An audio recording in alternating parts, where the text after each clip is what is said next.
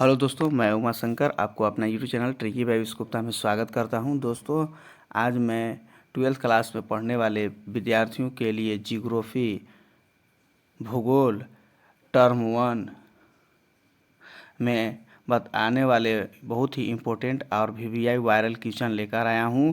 आज मैं उनको जियोग्राफी का चैप्टर मानव विकास के टाइप बाय टाइप व्याख्या सहित उत्तर बताने वाला हूं, जो उनको फर्स्ट टर्म के होने वाले एग्ज़ाम के लिए आग लगा दोगा दोस्तों। इसीलिए आप अगर इस वीडियो पर नए होंगे तो मेरे चैनल को सब्सक्राइब करें और मेरे चैनल को दूसरों में शेयर तथा सब्सक्राइब करना नहीं भूलेंगे। और हाँ, वीडियो को लास्ट तक ज़रूर देखिएगा। यह आपके फाइनल एग्ज़ाम टर्म 1 के लिए बहुत ही इम्पोर्टेंट है, क्योंकि इस चैप्टर से बहुत सी क्वेश्चन आप लोगों के लिए आएंगे। इस चैप्टर से एमसीक्यू क्वेश्चन, अति लघु उत्तरीय और आपका दीर्घ उत्तरीय प्रश्न इससे पूछे जाएंगे। तो चलिए दोस्तों, हम लोग देखते हैं क्या है इसका टाइप बाय टाइप। हम लोग इसके बारे में आंसर को जानते हैं। चलिए, यहाँ दिया हुआ है, यह आपका जियोग्राफी का पार्ट 4 है, जिसका नाम है मानव विकास। इससे रिलेटेड हम लोग सबसे पहले जानेंगे मानव विकास एवं वृद्धि, इसके बाद विकास, इसके बाद वृद्धि के बारे में जानेंगे। इसके बाद मानव विकास से संबंधित मानव विकास के केंद्र बिंदु, इसके अंतर्गत हम लोग स्वास्थ्य, शिक्षा, संसाधनों तक पहुंच, मानव विकास के संदर्भ में, इसके अंतर्गत हम लोग समता, सतत पोषणीयता, उत्पादकता, सशक्तिकरण, और इसके बाद हम लोग मानव विकास के उपागम के अंतर्गत आय उपागम के बारे में जानेंगे, कल्पना उपागम के बारे में जानेंगे। इसके बाद आधारभूत आवश्यकता उपागम के बारे में जानेंगे, समता उपागम के बारे में जानेंगे। इसके बाद अगला हेडिंग हमारा रहेगा मानव विकास क्यों जरूरी है, इसके बारे में हम लोग जानकारी प्राप्त करेंगे। उसके अंतर्गत हम लोग मानव विकास के सूचांक के बारे में जानेंगे, मानव विकास वाले देश के बारे में जानेंगे, मध्य मानव विकास वाले देश के बारे में जानेंगे, निम्न मानव विकास के वाले देश के जानेंगे, अर्थात उच्च, मध्य, निम्न मानव विकास के बारे में जानेंगे। ये सब हम यहाँ पर देखेंगे। चलिए, सबसे पहले हम लोग जानते हैं विकास एवं वृद्धि। विकास एवं वृद्धि क्या है? अर्थात किसी को विकास के लिए, किसी भी देश का विकास होना अति आवश्यक है। अर्थात यहाँ दिया हुआ है विकास, तो विकास का पहला पॉइंट यहाँ बताया गया है, गुणात्मक परिवर्तन को विकास कहा जाता है। विकल्पों में वृद्धि होना, वर्तमान स्थिति में परिवर्तन होना ही विकास है। अर्थात हम कह सकते हैं कि गुणात्मक, अर्थात गुणात्मक के अनुसार जो परिवर्तन होता है उसी को हम लोग विकास कहते हैं। विकल्पों में वृद्धि होना, वर्तमान स्थिति में परिवर्तन होना ही विकास कहलाता है। इसके लिए उदाहरण के लिए हम अगर आपकी आय 10,000 से बढ़ाकर 15,000 हो जाती है तो इस स्थिति को हम विकास तब तक नहीं कहेंगे जब तक कि इस बढ़ी हुई आय की वजह से आपके जीवन जीने के स्तर, स्वास्थ्य, शिक्षा या गुणों में वृद्धि ना हो सके। इस तरह से हम लोग बता सकते हैं। अब आइए वृद्धि अर्थात किस तरह से वृद्धि होता है उसके बारे में, किस तरह से बढ़ता है उसके बारे में हम लोग देखते हैं। तो वृद्धि का पहला पॉइंट है, वृद्धि मात्रात्मक होती है। वृद्धि को मापा जा सकता है, वृद्धि धनात्मक भी हो सकती है और ऋणात्मक भी हो सकती है। अर्थात आपको वृद्धि हानि के रूप में भी हो सकती है और धनात्मक भी हो सकती है। इसके बाद दूसरा का पॉइंट बोल रहा है, संख्या में होने वाले परिवर्तन को ही वृद्धि कहा जाता है। अर्थात जो संख्या में परिवर्तन होता है उसी को हम लोग क्या कहते हैं, वृद्धि कहा जाता है। इसके बाद तीसरा का पॉइंट है, आपकी आय 10,000 से बढ़कर 15,000 हो जाती है तो इसे हम वृद्धि कहेंगे, भले ही आप इससे आपके रहने की स्थिति, शिक्षा, स्वास्थ्य या अन्य गुणों में कोई परिवर्तन ना आए। अर्थात आप मान लीजिए कोई भी सामान को लेते हैं, उसमें अगर 10,000 के सामान को 15,000 हो जाता है तो इससे पता चलता है कि आपको वृद्धि हुआ है। इस तरह से हम लोग बता सकते हैं। इसके बाद अगला हमारा हेडिंग रहेगा मानव विकास। तो मानव विकास क्या है? मानव अर्थात मनुष्य और मानुष का विकास किस तरह से होता है उसके बारे में हम लोग को यहाँ जानना है। जब किसी व्यक्ति के जीवन में गुणात्मक परिवर्तन हो तो उसे मानव विकास कहा जाता है, अर्थात गुणात्मक परिवर्तन को ही मानव विकास कहा जाता है। इसके बाद दूसरा का पॉइंट यहाँ है, गुणात्मक परिवर्तन का मतलब उसकी शिक्षा, स्वास्थ्य या रहने का अवसर में होने वाले परिवर्तन से है।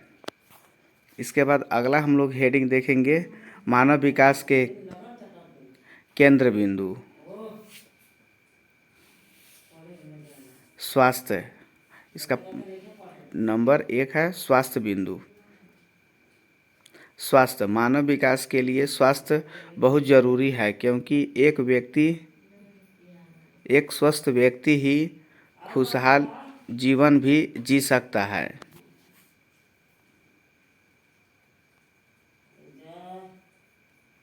दूसरा का पॉइंट है शिक्षा।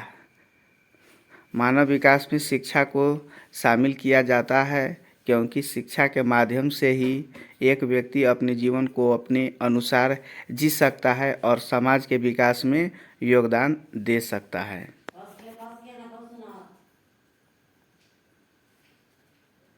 अगला पॉइंट है संसाधनों तक पहुँच। संसाधनों तक पहुँच से हमारा मतलब एक व्यक्ति को उपलब्ध संसाधन से है, क्योंकि संसाधनों के बिना कोई भी व्यक्ति अपना विकास नहीं कर सकता है। इसीलिए संसाधनों तक पहुँच मानव विकास का एक बहुत पहलू है।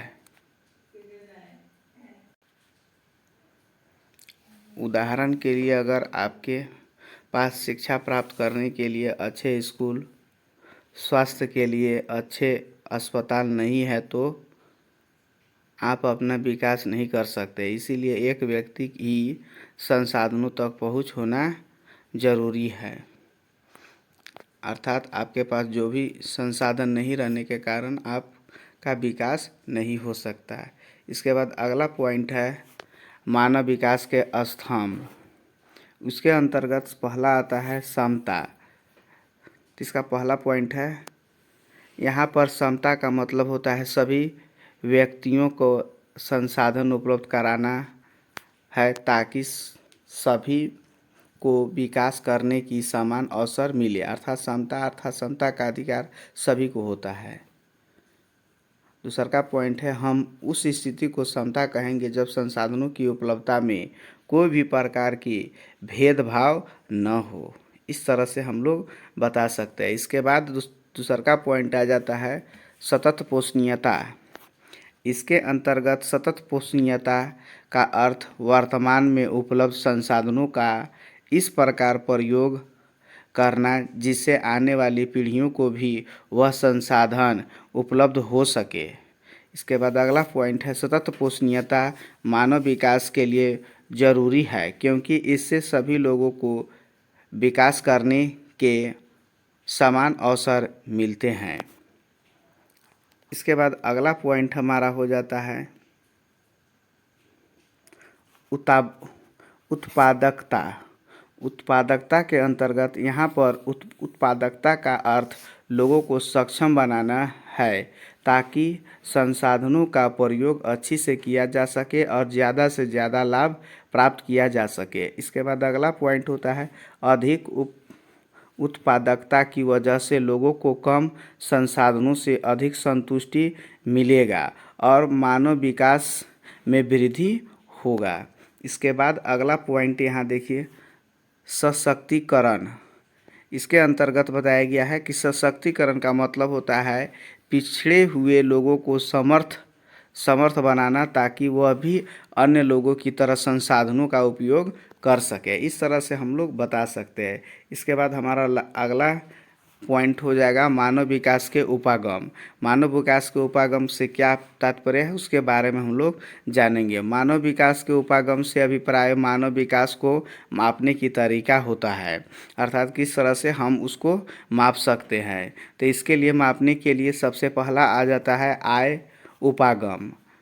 इसके अंतर्गत आय उपागम उपागम के अनुसार यह माना जाता है कि अगर आय का स्तर ऊंचा होगा तो मानव विकास का स्तर भी ऊंचा होगा। अर्थात आय का स्तर ऊंचा होने पर मानव का विकास भी ऊंचा होता है। इसके बाद अगला पॉइंट कर रहा है कल्पना उपागम। इसके अनुसार अगर एक व्यक्ति का कल्पना अधिक होगा यानी उसे सारी सुविधाएं उपलब्ध होगी तो उस स्थिति को मानव विकास की उच्च स्थिति माना जाएगा। इसके बाद अगला पॉइंट यहाँ कह रहा है आधारभूत आवश्यकता उपागम। इसे ILO द्वारा प्रस्तावित किया गया है। अर्थात इस उपागम को ILO द्वारा प्रस्तावित किया गया है। इसमें 6 न्यूनतम आवश्यकताओं शिक्षा, भोजन, जलापूर्ति, स्वच्छता, स्वास्थ्य और आवास पर ध्यान केंद्रित किया गया है। इसके बाद तीसरा पॉइंट है इस उपागम के अनुसार अगर इन 6 आवश्यकताओं की पूर्ति हो रही है तो मानव विकास उच्च है। इसके बाद अगला पॉइंट यहाँ देखिए समता का उपागम। समता मतलब समान अधिकार।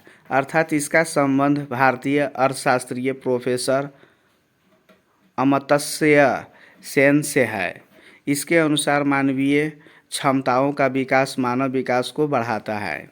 इसके बाद अगला पॉइंट है आसान भाषाओं में देखें तो अगर एक व्यक्ति ज़्यादा सक्षम है तो उसका मानव विकास ज़्यादा है।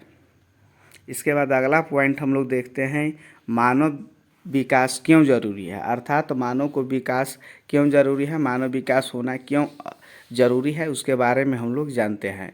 तो मानव विकास अर्थात देश के विकास के लिए कई तकनीकियों के विकास के लिए, संसाधनों को उच्चतम प्रयोग के लिए, मानव समाज के विकास के लिए, मानव जीवन में खुशहाली के लिए, उच्च स्तरीय जीवन के लिए, मानव जीवन में संतुष्टि के लिए आवश्यक होता है। अर्थात मानव का विकास से ही देश का विकास होता है। अगर मानव का विकास होगा तभी देश का विकास होगा, समाज का विकास होगा। इसके बाद अगला पॉइंट यहाँ कह रहा है मानव विकास सूचकांक।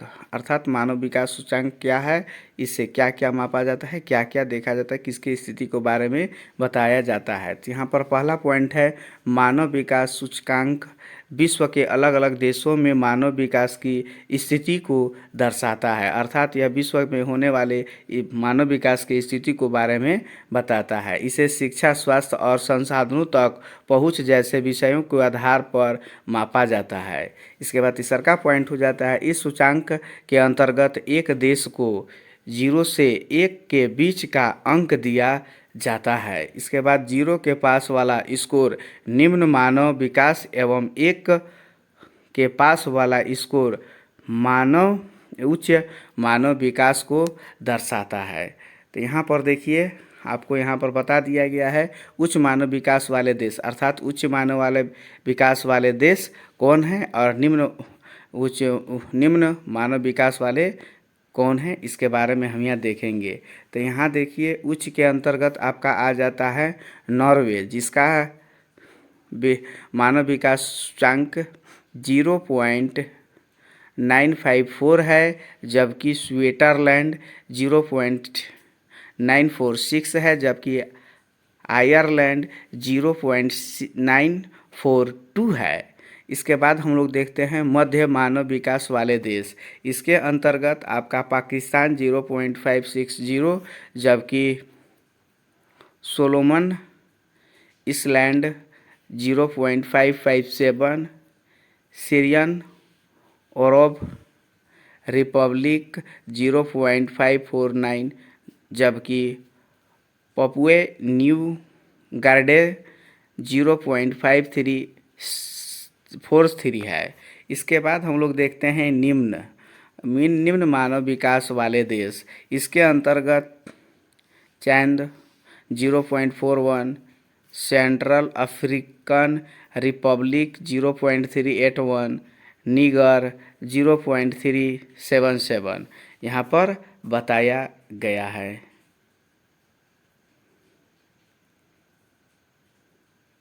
इस तरह से यहाँ पर है। आई होप यह वीडियो अगर अच्छा लगा होगा तो मेरे चैनल को सब्सक्राइब कर लीजिएगा और अपने दोस्तों में शेयर करना नहीं भूलेंगे।